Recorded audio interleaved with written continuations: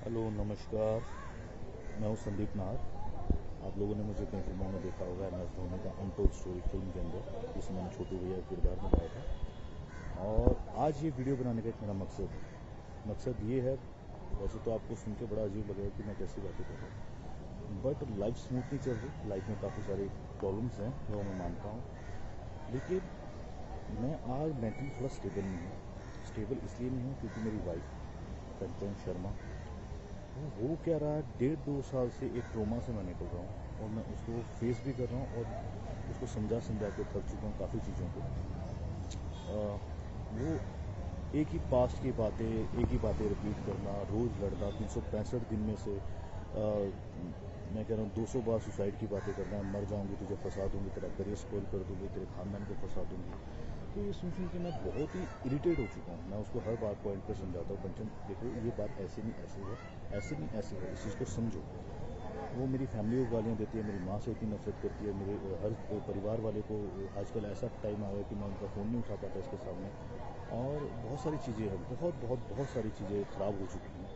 इतनी ख़राब हो चुकी है कि मैं अब ले नहीं पा रहा हूँ। दिमाग में इतना स्ट्रेस इसने दे दिया है। काम को लेकर यहाँ बॉम्बे में स्ट्रेस होता है, हर चीज़ को लेकर होता है, बट काम का स्ट्रेस फिर भी झेला जा सकता है। बट ये औरत का स्ट्रेस है, ये झेलना बहुत मुश्किल हो चुका है। मुश्किल इसलिए हुआ है कि ये काफ़ी ऐसी ऐसी बातें मुझे बोल देती है, बहुत ऐसी ऐसी बातें बोल देती है जिसका मेरी लाइफ में बिल्कुल भी कोई वैलिड पॉइंट नहीं। मैं बोल के थक चुका हूँ। ये मेरा नाम किसी से भी जोड़ देती है। मैं 2 साल से इसके साथ हूँ, 24 घंटे हम साथ में रहते हैं, उठना बैठना हर चीज़ें होती हैं। लेकिन ये कहीं ना कहीं शक का कोई इलाज नहीं होता। शक करती है, हर चीज़ पे लड़ती है। और इसका लड़ना नॉर्मल लड़का नहीं है। ये जैसे साइको होते हैं, मतलब एक होता है शराबी इंसान, वो दारू पीता है और लड़ता है, लेकिन जब उसकी दारू उतर जाती है तो वो नॉर्मल हो जाता है ना।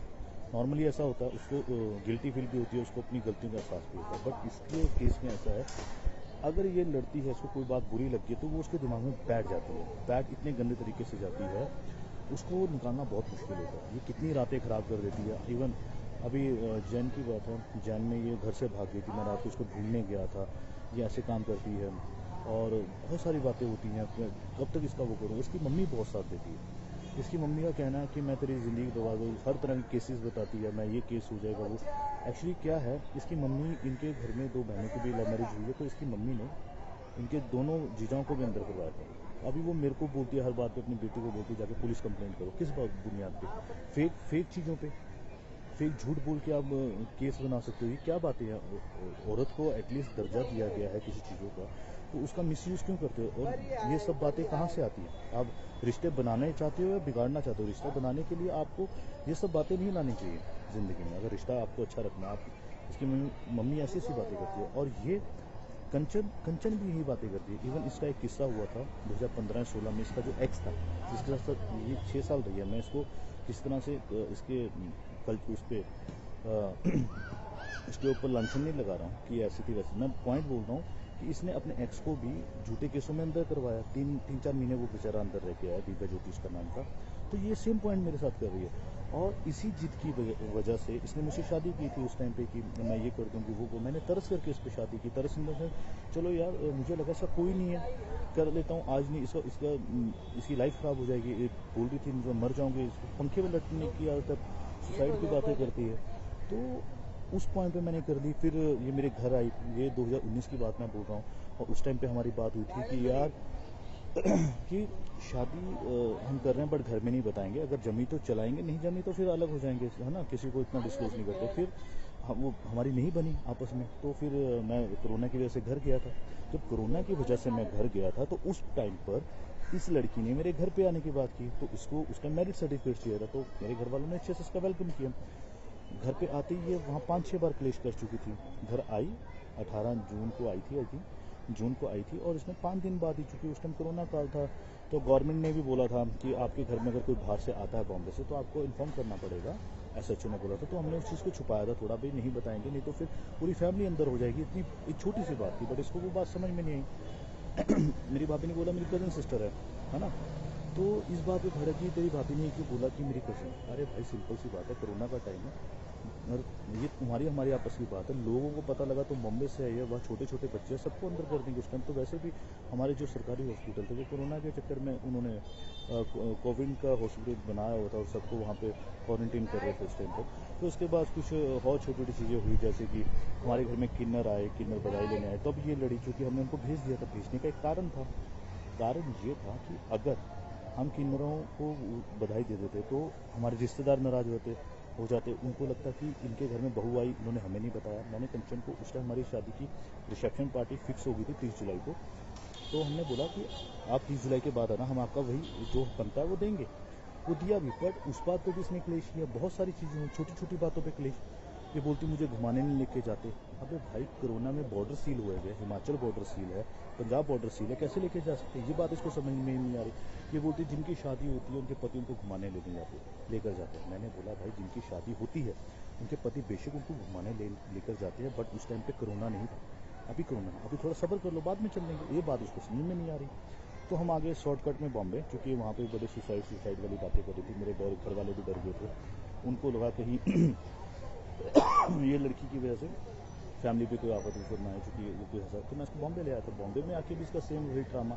सर्टिफिकेट शादी का मिल गया, फिर भी इसको सेटिस्फेक्शन नहीं हो रही है, एक सिक्योरिटी नहीं मिल नहीं रही है, और हर जगह से मुझे टॉर्चर कर रही है। बस मैं एक बात बोलना चाहता हूँ इस वीडियो के माध्यम से, अगर मैं कोई गलत स्टेप उठाता हूँ लाइफ में क्या, मेरा आजकल मेंटल पीस थोड़ा सही नहीं रहा, क्योंकि मैं रोज़ झगड़े नहीं ले सकता। सुबह उठो झगड़ा सेम बात पे, जिस पे 1000 बात पहले बात हो चुकी है, लड़ाई हो चुकी है, उस पर फिर अगेन सुबह उठो, दोपहर को झगड़ा, रात को झगड़ के सो।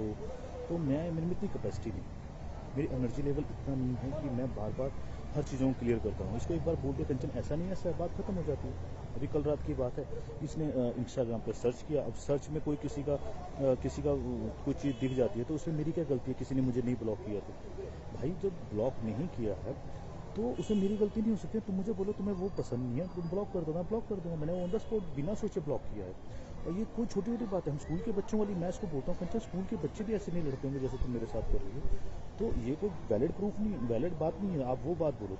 हाँ, अगर तुम मुझे बोलती इसको ब्लॉक करो और मैं नहीं करता, तब तुम लड़ने का मकसद बनाती ना। मैंने बोला कंचन अपना इंस्टाग्राम दिखाओ, तो अपना व्हाट्सअप दिखाओ। तुम्हारा एक्स का भी तो इसमें है ना ये, उसने तुझे ब्लॉक नहीं किया व्हाट्सएप पे, सिंपल सी बात है। कह रही मेरी उससे बात नहीं होती, तुम्हें पता। तो मैंने बोला सेम यही चीज़ मैं कंचन तुम्हें बोल रहा हूँ कि मेरी भी कोई बात नहीं होती। हाँ, मेरे व्हाट्सएप पे तो ब्लॉक है, मेरी भी कोई बात नहीं होती। अगर मैं तुम्हारी चीज़ों को एग्री करता हूँ कि तुम्हारी कोई बात नहीं होती, तो भाई ये चीज़ तुम भी एग्री करो ना मेरे बोलने पे कि मेरी कोई बात नहीं होती। ये भी तो तुम्हें सोचना चाहिए ना। अगर पुराना कुछ गलत हुआ है तो भाई मैं भी तो वो बातें भी मैंने कही होगी, ये भी कह रहा हूँ, इसको तो समझ के चलना चाहिए ना।